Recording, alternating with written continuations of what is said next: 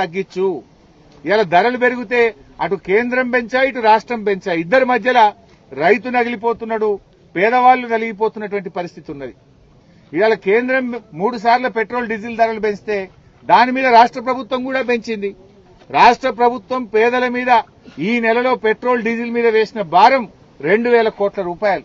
ఇటు రాష్ట్రం 2,000 కోట్లు పెంచింది, అటు కేంద్రం 3,000 కోట్లు పెంచింది. ఇద్దరు కలిసి 5,000 కోట్ల భారం పెట్రోల్ డీజిల్ మీద, రైతుల మీద, మధ్యతరగతి ప్రజల మీద వేసినారు. నేను రేవంత్ రెడ్డిని అడుగుతున్నా, మీరు ధర్నాలు చేస్తున్న రోడ్లెక్కి బానే ఉంది, నువ్వు పెంచింది తగ్గియచ్చు కదా.